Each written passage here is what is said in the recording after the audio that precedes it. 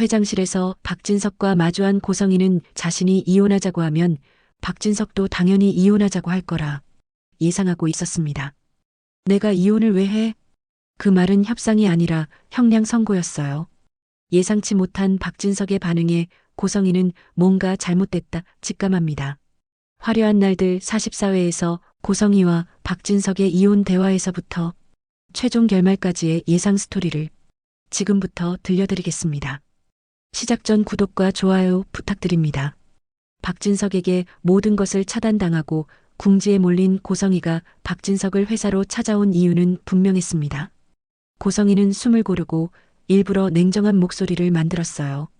이혼해요. 박진석은 눈을 동그랗게 뜨고 고성희를 봅니다. 이혼?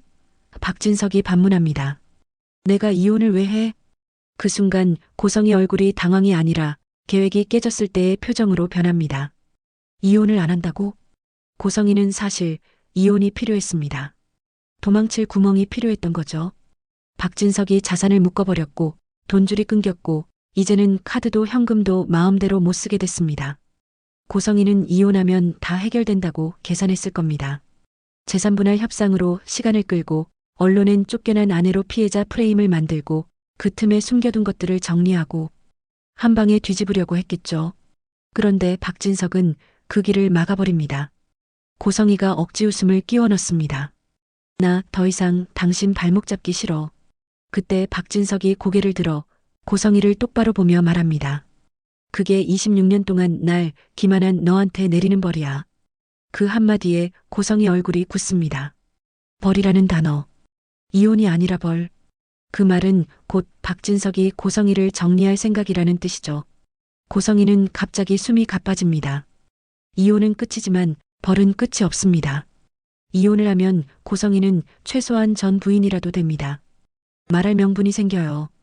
살 길을 꾸릴 시간도 생깁니다. 그런데 박진석이 이혼을 안 한다?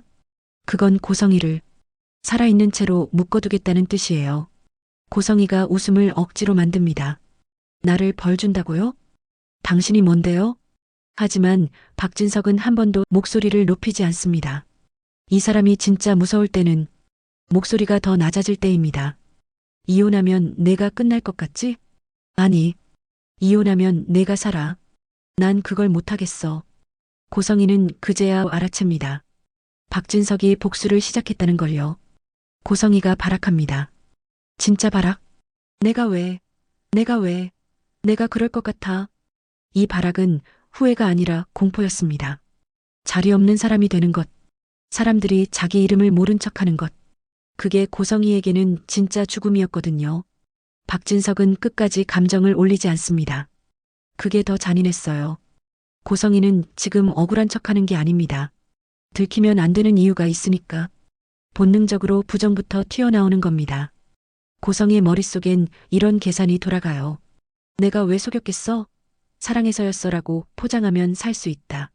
난 가족 지키려던 거야라고 말하면 자식들이 흔들릴 수 있다. 당신도 내 덕 본 거야라고 밀어붙이면 박진석 체면 때문에라도 조용히 끝낼 수 있다. 그런데 박진석이 고성희의 말을 끊습니다. 변명은 나중에 해. 오늘은 하나만 확인하자.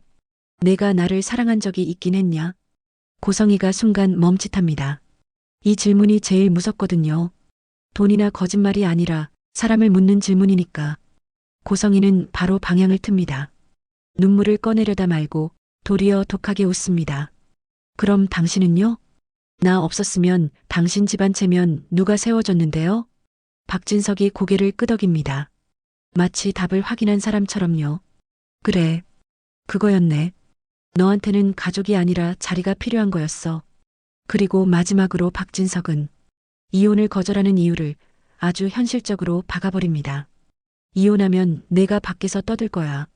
피해자 흉내 내면서 내 회사도 내 자식도 같이 흔들겠지. 그래서 이혼은 안 해. 그러면 밖에 나가도 아무도 고성희를 안 봐줄 거예요. 고성희는 얼굴을 바꾸고 천천히 말합니다. 좋아요. 그럼 나도 내 방식대로 할게요. 박진석은 고성희에게서 눈을 떼지 않습니다. 아주 낮게 조용히. 해봐. 너무 늦었지만. 고성희는 회장실을 나오면서 이를 갈죠. 좋아. 이혼을 안 해? 그럼 내가 먼저 살아남을 구멍을 만들면 돼. 내 편을 만들고 돈을 만들고 당신을 흔들면 돼. 고성이는 회장실을 나오자마자 휴대폰을 봅니다. 잔액을 보는 게 아니라 연락처를 봐요. 고성이가 필요로 하는 건 지금 돈이 아닙니다. 돈은 누군가의 승인이 있어야 나오거든요. 고성이가 필요한 건 사람입니다. 자기를 살릴 라인, 자기 편이 되어줄 라인, 그리고 마지막에 박진석을 흔들어줄 라인. 고성이는 타겟을 4명으로 잡습니다. 성재, 영나, 우진, 그리고 은호. 고성이는 똑같이 접근하지 않아요. 상대별로 얼굴을 바꾸죠. 고성이는 성재를 부릅니다. 아니, 부르는 게 아니라 명령하려 합니다. 성재야, 나 좀 도와줘. 이건 내 아버지 일이다. 성재는 이미 예전의 성재가 아니에요. 아버지의 사랑을 지키기 위해 끝까지 고민하던 성재였지만 이제는 아버지가 속아온 시간까지 보게 됐습니다. 성재는 짧게 말합니다. 무슨 도움을 드리죠? 고성이가 웃습니다. 성재의 말투를 말할 여지가 있다고 착각해요. 고성이는 여기서 돈 달라고 하지 않습니다. 성재는 그 한마디에 돌아설 테니까요. 대신 이렇게 말합니다. 나를 밖으로 완전히 버리게 두면 너도 같이 더러워져. 사람들이 너한테 뭐라 할 것 같아? 너희 집안은 결국 그랬구나 할 거야. 고성이는 성재의 약점을 정확히 압니다. 성재는 돈보다 아버지와 집안을 중요하게 여겨요. 그래서 고성이는 성재를 흔들 때 항상 박진석을 들먹입니다. 너는 아버지를 존경하지? 근데 그 사람 체면이 무너지면 너도 끝이야. 성재는 결국 고개를 젓습니다. 이건 제 문제가 아니라 아버지와 당신 문제입니다. 고성이의 눈빛이 싸늘해집니다. 성재가 완전히 돌아섰다는 걸 확인하죠. 고성이는 영나 작업실로 갑니다. 그곳은 영나가 겨우 숨쉬는 곳이죠. 고성이는 들어가자마자 칭찬부터 합니다. 우리 영나, 이제 진짜 작가님이네. 엄마가 얼마나 기쁜 줄 알아? 영나는 안 속습니다. 엄마, 축하하러 온 거 아니잖아. 고성이는 웃습니다. 그리고 곧장 숫자를 던집니다. 2억만. 딱 2억만 마련해줘. 영나가 얼어붙습니다. 엄마, 그게 말이 돼? 고성이는 딸에게 협박을 합니다. 하지만 성재에게 하던 협박과는 결이 다릅니다. 영나에겐 엄마라는 칼이 더 잘 들어가거든요. 너 엄마가 밖에서 망가지면 너도 편하게 못 살아. 그때 영나는 봉투 하나를 내밉니다. 고성이가 환하게 웃죠. 왜냐하면 고성이는 돈을 받는 순간 내가 아직 살아있다고 느끼는 사람이니까요. 하지만 그 웃음은 오래 못 갑니다. 영나의 봉투는 도움이 아니라 마지막 확인일 수도 있으니까요. 영나의 마음속엔 이미 결심이 생깁니다. 엄마를 살리는 돈이 아니라 엄마를 끝내는 증거를 모아야 한다. 고성이는 은호에게 올 때만은 목소리를 낮춥니다. 소리를 지르면 은호가 돌아서 버린다는 걸 알아요. 그래서 오늘 고성이의 무기는 눈물도 엄마도 아닙니다. 죄책감. 고성이는 한 번도 없던 표정으로 말하죠. 마치 자신이 무너진 이유가 은호 때문이라는 얼굴로요. 됐어. 이제 됐어. 내가 이겼지. 그리고 은호가 제일 아파할 말을 아주 자연스럽게 꺼내요. 그날 성재가 알았고 성재가 알고 나니까 내 남편이 알았어. 은호의 눈빛이 잠깐 흔들립니다. 고성이는 놓치지 않아요. 바로 몰아붙입니다. 너 하나 때문에 내가 26년 동안 공들인 것이 무너지게 생겼어.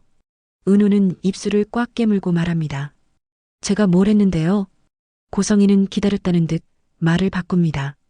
대놓고 협박하면 지는 거니까 이번엔 피해자처럼 굴어요.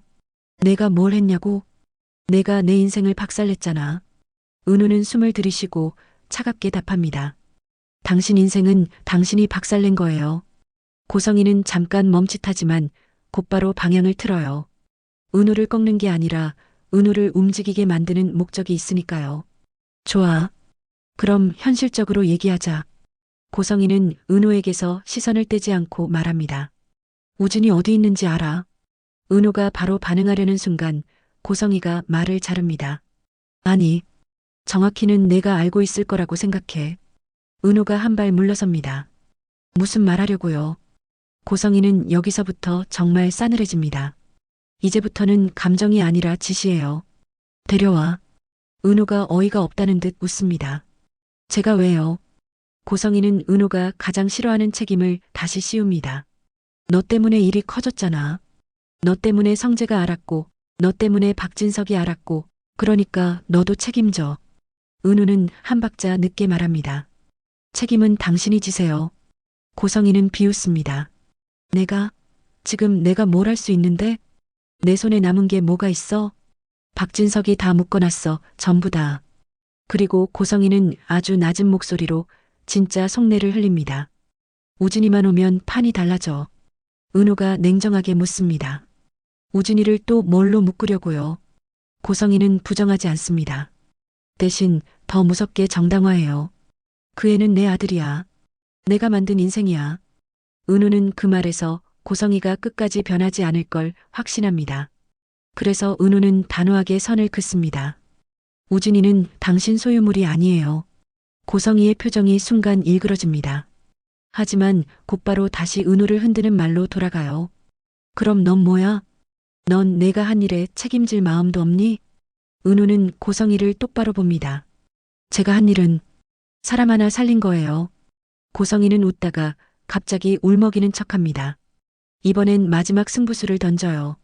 너 성재까지 무너뜨릴 거야? 지금 성재가 어떤 상황인지 알아? 내가 시작한 일 때문에 그 애까지 흔들리면 너는 괜찮아? 은호는 딱 잘라 말합니다. 성재 부사장님을 흔든 건 제가 아니라 당신이에요. 고성이는 대답 대신 은호 앞으로 반걸음 다가옵니다. 목소리는 더 낮아지고 더 차가워집니다. 좋아. 그럼 우진이 데려오지 마. 대신 우진이 어디 있는지만 말해. 은호는 흔들리지 않습니다. 싫어요. 그 한마디에 고성이의 얼굴이 굳습니다. 그리고 마침내 고성이의 진짜 얼굴이 튀어나와요. 너 끝까지 이렇게 나올 거면 너도 편할 줄 알아? 은호가 눈을 가늘게 뜹니다. 뭐 하려고요? 고성이는 대답을 하지 않습니다. 대답하는 순간 스스로 불리해지거든요. 대신 아주 의미심장하게 웃습니다. 너는 아직도 내가 얼마나 사람을 움직일 수 있는지 몰라. 그리고 고성이는 뒤돌아서며 마지막으로 말합니다. 우진이, 내가 반드시 데려와. 은호는 그 뒷모습을 보고 깨닫습니다. 고성이는 돈이 없어서 무너지는 게 아니라 돈이 없어서 더 위험해진다는 걸. 은호는 조용히 핸드폰을 꺼내 누군가에게 메시지를 보냅니다. 짧게, 우진이 쪽 더 조심해야 해요. 고성이는 우진을 찾습니다. 그러나 우진은 이미 어딘가로 숨었습니다. 이제 고성이는 돈이 없어서 사람도 못 쓰고 박진석 쪽은 더 철저해졌죠. 그래도 고성이는 알아냅니다. 어렵게, 아주 어렵게. 고성이는 우진 앞에 서자마자 한마디부터 꽂습니다. 우진아, 우리 돈 필요해. 당장. 우진은 고성이를 봅니다. 그리고 조용히 말해요. 엄마가 필요하신 거죠? 제가 아니라. 고성이는 그 말에 분노합니다. 내가 나한테 그럴 자격이 있어? 내가 너 살렸어. 우진은 고개를 젓습니다.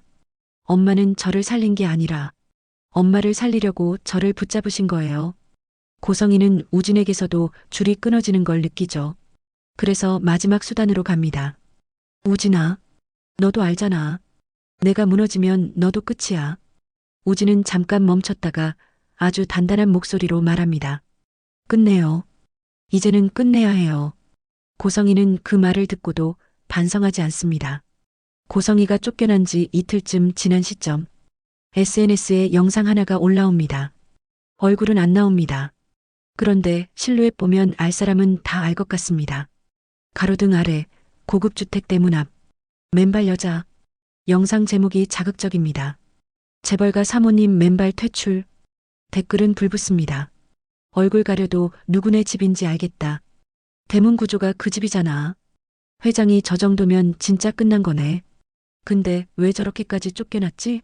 뭔가 있나 보다. 고성이는 그걸 보고 처음엔 숨이 멎는 것 같았어요. 수치심이 올라오고 손끝이 떨려요.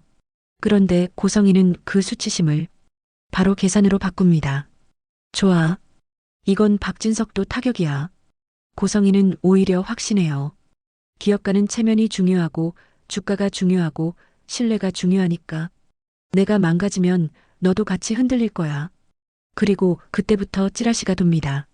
증권가 단톡방, 출처 없는 캡처, 자극적인 문장들, 총수 리스크 확대, 배우자 이슈, 대외 신뢰 타격 가능, 재단 정리로 끝이 아니라 가정사로 번질 가능성, 주가는 흔들립니다. 아주 크게는 아니어도 흔들림이 보이기 시작해요. 고성이는 그 수치를 보고 혼잣말합니다. 봐, 흔들리잖아. 고성이는 이걸 역이용할 생각을 합니다. 피해자 프레임, 억울한 아내 프레임, 회장의 냉혈 프레임. 고성이는 사람을 찾습니다. 말을 퍼뜨릴 사람. 그리고 조용히 흘리죠. 나도 참다가 여기까지 온 거야. 내가 왜 쫓겨났겠어? 회장이 숨기고 싶은 게 있어. 여기서 여론이 한 번 더 뒤집힙니다. 동정보다 호기심이 폭발해요. 사모님이 뭘 알고 있나? 회장 약점 터지는 거 아니야? 저 영상이 경고였나? 고성이는 기회라고 착각합니다. 하지만 이때 박진석이 움직입니다. 박진석은 법무팀을 부릅니다. 유포 경로 추적, 삭제 요청, 가처분 준비, 그리고 동시에 대외 시그널을 뿌립니다. 경영은 정상, 재단은 이미 분리, 가정사 리스크는 확산되지 않게. 박진석은 알고 있어요. 이혼을 하면 더 큰 불이 납니다. 총수 이혼 리스크는 여론에서 가만히 있지 않거든요. 그래서 이혼을 안 합니다. 그리고 대신 고성이를 움직이지 못하게 만들죠. 고성이가 가장 무서워하는 걸 정확히 겨냥합니다. 말할 권리를 빼앗는 것. 주가는 잠깐 멈추는 듯 보였지만 이번엔 다른 이유로 다시 떨어지기 시작합니다. 사람들이 이렇게 생각하거든요. 회장이 이렇게 철저하게 정리한다는 건 사모님 쪽이 진짜 문제였다는 뜻 아닌가? 고성이는 그걸 뒤늦게 봅니다. 그리고 처음으로 공포를 느껴요. 내가 잘못 계산했나? 고성이는 다시 한번 역이용을 시도합니다. 이번엔 더 세게, 더 큰 카드. 하지만 카드가 커질수록 세상은 고성이를 피해자가 아니라 폭탄으로 보기 시작합니다. 폭탄은 곁에 두지 않습니다. 사람들은 고성이를 피하기 시작해요.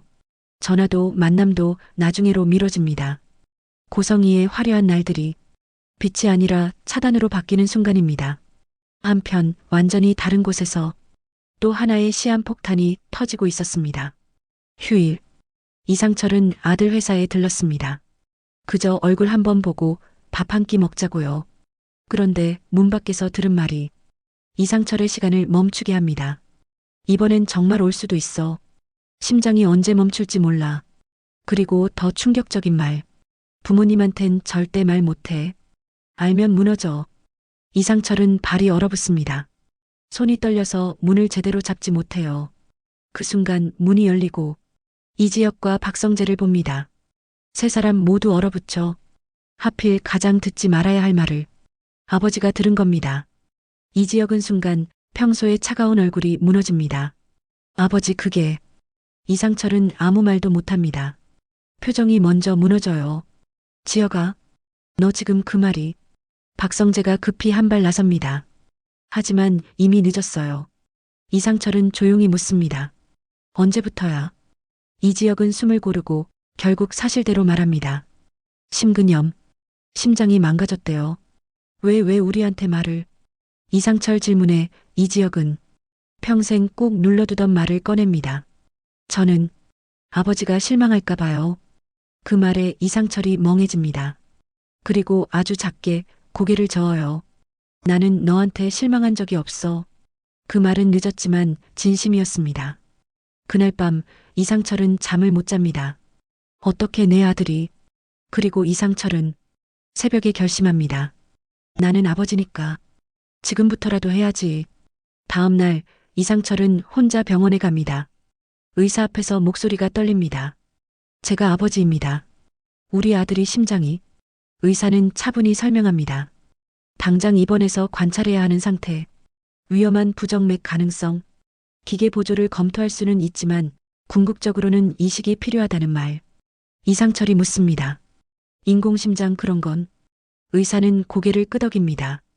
일시적으로 버티게 해주는 선택지는 있습니다. 하지만 상태가 급하면 시기를 놓치면 위험합니다. 이상철은 그 말을 듣고도 무너지지 않으려 했습니다. 그러나 눈가가 젖어요. 우리 애가 이를 놓칠 못합니다. 의사는 단호합니다. 놓게 하셔야 합니다. 살아야 하니까요. 그날 저녁 박성재가 이상철 집으로 옵니다. 성재는 말이 없습니다. 말을 꺼내는 순간 울어버릴 것 같아서요. 이상철이 먼저 입을 엽니다. 성재야, 지혁이 너만 알고 있었냐? 성재는 고개를 숙입니다. 죄송합니다. 저도 지혁이 말릴 자신이 없었습니다. 이상철이 낮게 말합니다. 말리는 건 내가 해야지. 성재는 손을 꽉 쥡니다. 그리고 말합니다. 방법을 찾겠습니다. 지혁이 일부터 내려오게 만들겠습니다. 그 순간 방문 틈 사이로 이수빈이 그 말을 듣습니다. 수빈은 숨을 삼킵니다. 오빠가 죽음 얘기를 했다고? 수빈은 바로 김다정에게 달려갑니다. 김다정은 처음엔 믿지 않으려 해요. 하지만 이상철의 얼굴을 보는 순간 모든 걸 압니다. 그 밤 김다정은 아들의 방에 들어가 아무 말 없이 책상 앞에 앉습니다. 그리고 혼자 말해요. 누구에게도 들리지 않게. 지혁아, 엄마가 모르면 엄마는 엄마가 아니지. 김다정은 기억합니다. 아들이 늘 혼자 버티던 아이였다는 걸. 어릴 때도 아파도 울어도 괜찮다고만 하던 아이. 김다정은 조용히 울면서 말합니다. 너는 엄마가 무너질까봐 숨겼겠지. 그리고 엄마는 그 말이 제일 아픕니다. 엄마는 무너지라고 있는 게 아니라 너 잡으려고 있는 건데. 김다정은 그 밤을 잠들지 않습니다. 내가 지키지 못한 시간이 한꺼번에 쏟아지거든요. 이지혁은 그럼에도 회사로 갑니다. 본인에게는 그게 자존심이니까요. 젊은 CEO가 병원 침대에 묶여 있다는 걸 스스로 용납할 수 없습니다. 하지만 몸은 거짓말을 못해요. 첫 번째 위기는 회의 중 숨이 멎는 느낌이었습니다. 회의실에서 지혁은 평소처럼 냉정합니다. 숫자, 일정, 인수, 프로젝트. 말은 정확하고 표정은 단단해요. 그런데 어느 순간 갑자기 숨이 멎는 느낌이 옵니다. 심장이 툭 하고 떨어지는 느낌. 순간 시야가 좁아져요. 손끝이 차갑습니다. 지혁은 아무렇지 않은 척 물을 마시고 웃어 보입니다. 계속하세요. 하지만 속으로는 이렇게 말해요. 지금 여기서 쓰러지면 끝이야. 두 번째 위기는 엘리베이터 안이었습니다. 지혁은 혼자 엘리베이터에 탑니다. 문이 닫히는 순간 갑자기 다리가 풀려요. 벽을 잡고 버팁니다. 숨이 가빠지고 귀가 울립니다. 지혁은 누구에게도 전화하지 않습니다. 아버지랑 엄마가 알면, 은호가 알면 모두 내 인생을 멈추게 할 거야. 지혁은 간신히 서서 문이 열리자마자 아무 일 없던 사람처럼 걸어 나옵니다. 은호가 찾아옵니다. 지혁의 눈빛이 낯설게 차갑습니다. 왜 왔어요? 은호는 당황하죠. 어제까지도 괜찮던 사람이 갑자기 벽을 세우니까요. 지혁은 은호를 밀어냅니다. 지금은 나랑 엮이지 마요. 은호는 묻습니다. 선배, 무슨 일 있어요? 지혁은 대답하지 않습니다. 대답하면 무너질 것 같아서요. 하지만 은호는 물러서지 않습니다. 내가 선배 좋아한다면요? 그 말에 지혁은 얼굴이 굳습니다. 좋아서가 아니라 두려워서요. 지금 내가 사랑을 받으면 난 더 잃기 싫어져. 그러면 더 아파져. 지혁은 결국 차갑게 말합니다. 그럼 더 멀리 하세요. 은우는 눈물이 차오르지만 그 순간 이상한 확신이 듭니다. 이 사람 나를 미워하는 게 아니다. 나를 지키려고 이러는 거다. 은우는 그날부터 지혁을 설득하기가 아니라 지키기로 마음을 바꿉니다. AP그룹 회장이 지혁을 부릅니다. 회장은 지혁을 혼내지 않아요. 딱 한마디만 합니다. 회사보다 내 심장, 내 목숨이 먼저야. 지혁은 웃습니다. 회장님, 저 없으면 AP 흔들립니다. 회장은 더 냉정하게 말하죠. 내가 쓰러지면 AP는 흔들리는 게 아니라 무너져. 회장은 지혁에게 내려오라고 합니다. 그리고 지혁이 마지막으로 내놓는 제안을 받습니다. 제가 믿는 사람이 있습니다. 박성재요. 회장은 잠깐 놀랍니다. 성재는 슈조이그룹 부사장입니다. 다른 회사 사람이죠. 하지만 회장은 지혁을 믿습니다. 그리고 더 중요한 걸 봐요. 성재는 신뢰가 어떤 가치인지 아는 애지.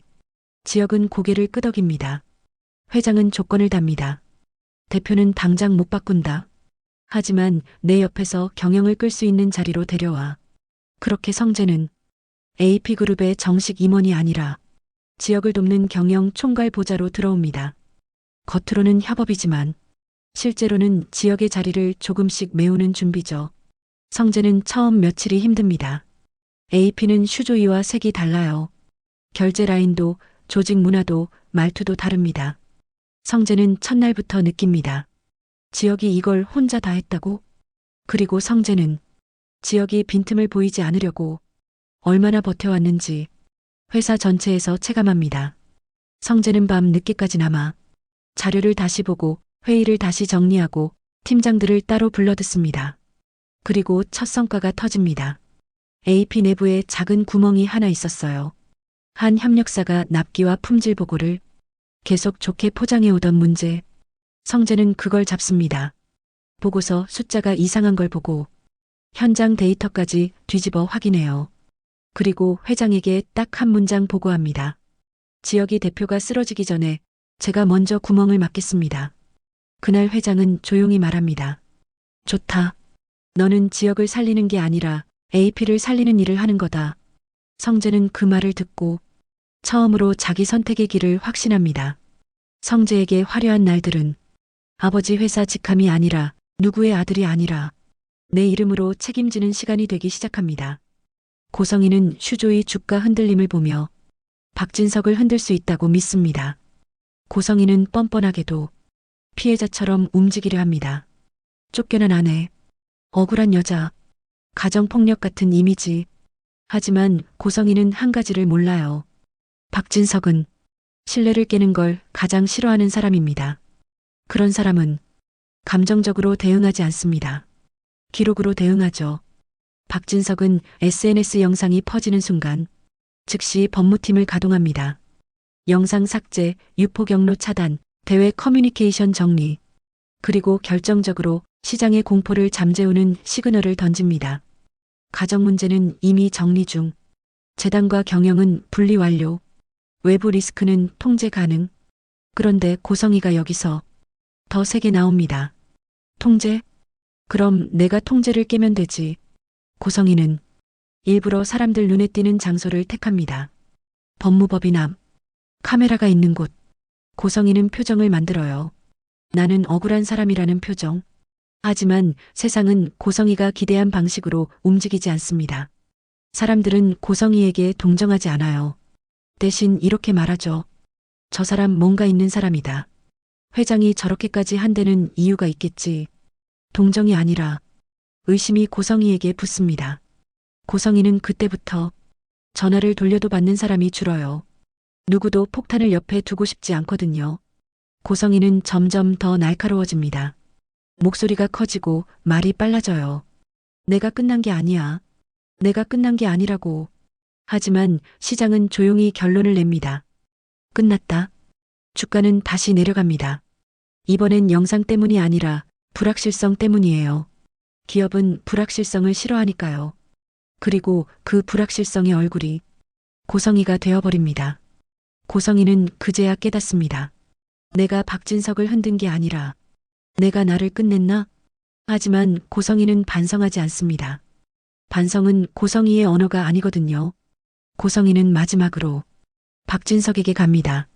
박진석은 고성희를 만나주지 않습니다. 대면은 고성희에게 힘을 주니까요. 고성희는 미칠 것 같습니다. 고성희는 끝까지 소리칩니다. 원하는 게 뭐야? 원하는 게 뭐냐고. 박진석은 낮게 말합니다. 너는 내 인생을 속였어. 그 대가를 치르는 거야. 고성희는 비웃다가 갑자기 울다가 다시 웃습니다. 나를 이렇게 만들면 당신 무사할 것 같아. 그 말이 나오는 순간 주변 사람들이 위험을 느낍니다. 고성희는 물컵을 집어던지고 서류를 찍고 복도에서 소리칩니다. 내가 왜? 내가 왜? 그때 누군가가 고성희를 말리려 합니다. 고성희는 그 손을 뿌리치며 휘청입니다. 사람들이 숨을 멈춥니다. 계단 쪽이거든요. 고성희가 외칩니다. 나를 이렇게 만들면 내가 진짜 끝낼 것 같아. 그 한마디로 싸움은 응급 상황이 됩니다. 119가 옵니다. 고성희는 침대에 눕혀지고 응급실로 실려갑니다. 고성희는 그 와중에도 소리칩니다. 내가 미친 것 같아? 하지만 이미 늦었어요. 고성이는 스스로 선을 넘어버렸습니다. 의사가 말합니다. 지금 상태로는 위험합니다. 안정이 필요합니다. 고성이는 침대 위에서 숨을 헐떡이며 천장을 봅니다. 그리고 아주 또렷하게 말해요. 난 잘못한 게 없어. 후회도 반성도 없습니다. 며칠 뒤 정신병원. 조용한 병실 문이 닫힙니다. 고성이는 창밖에 불빛을 봅니다. 도시는 여전히 화려해요. 그런데 그 화려함 안에 고성의 자리만 없습니다. 고성이는 낮게 웃습니다. 고성이의 화려한 날들은 남들이 올려다보던 자리였고 그 자리는 결국 고성이를 가두는 감옥이 되었습니다. 고성이가 무너지면서 세상이 떠들썩해진 동안 지역의 시간은 조용히 더 위험해집니다. 결국 은우도 지역의 병을 알게 됐습니다. 은우는 지역에게 말합니다. 선배, 혼자 두지 않을게요. 지역은 처음엔 밀어냅니다. 너까지 이런 거 보게 하고 싶지 않아. 은우는 흔들리지 않습니다. 봤어요. 이미 다 봤어요. 은우는 지역의 손을 잡습니다. 지역은 그 손을 뿌리치려다가 멈춥니다. 왜냐면 그 손이 따뜻하거든요. 지역은 처음으로 인정합니다. 그날 밤 지역은 혼자 버티는 걸 포기합니다. 그리고 곧바로 위기가 옵니다. 지역이 한번 크게 쓰러집니다. 가슴이 조여오고 숨이 끊어질 듯하고 눈앞이 까맣게 내려앉아요. 김다정이 울면서 말합니다. 지역아, 엄마가 여기 있잖아. 이상철은 아무 말도 못하고 그저 아들의 손을 꽉 잡습니다. 그 순간 지역은 처음으로 가족의 사랑이 부담이 아니라 힘이 된다는 걸 느낍니다. 지역에게 화려한 날들은 투자도 확장도 대표 자리도 아닙니다. 오늘 밤도 살아서 엄마 아빠 얼굴을 보는 것. 그게 지역에게는 가장 화려한 날이었어요. AP그룹 회장이 병실로 옵니다. 회장은 지역에게 말합니다. 내가 버티면 결국 다 잃는다. 지역은 고개를 떨굽니다. 그리고 처음으로 말해요. 무섭습니다. 회장이 잠깐 웃습니다. 무서우면 살아야지. 지역은 결심합니다. 일을 내려놓고 치료를 택하기로. 완전한 해답은 아직 없습니다. 심장이식은 언제 올지 모르고 대기자는 많고 시간은 불확실하죠. 그래서 지역은 급한 불을 끄기 위해 인공심장 수술을 받기로 합니다. 수술 전날 밤 김다정은 아들의 손을 잡고 속삭입니다. 엄마는 내가 아픈 것보다 내가 혼자였던 게 더 아팠어. 이상철은 말이 짧습니다. 살아. 그리고 같이 살자. 은우는 지역 앞에서 울지 않으려고 애씁니다. 대신 웃으며 말해요. 선배, 나중에 같이 밥 먹어요. 지역은 힘겹게 웃습니다. 약속 지켜. 은우는 지역을 꼭 안아줍니다. 그리고 성재가 말합니다. 내 회사는 내가 지키고 있을게. 지역은 고개를 끄덕입니다. 이제는 믿습니다. 수술실 앞 문이 열립니다. 지역이 들어가기 전 은우가 마지막으로 말합니다. 선배의 인생은 지금부터예요. 지역은 그 말을 듣고 처음으로 눈을 감고 숨을 쉽니다. 지역이 들어간 수술실 문이 천천히 닫힙니다. 끝이 아니라 시작처럼.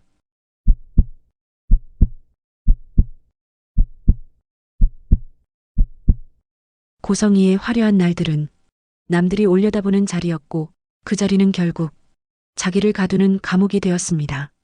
반대로 지역의 화려한 날들은 화려한 스포트라이트가 아니라 가족의 손, 친구의 어깨, 그리고 사랑하는 사람이 그를 혼자 두지 않았습니다. 누군가는 화려함 때문에 무너지고 누군가는 사랑 때문에 살아남습니다. 그리고 그 선택이 화려한 날들의 마지막을 만듭니다. 이번 화려한 날들 결말까지의 예상 스토리는 어떠셨나요? 구독과 좋아요, 알림 설정해 주시면 앞으로도 재미있는 드라마 예상 스토리로 찾아오겠습니다. 감사합니다.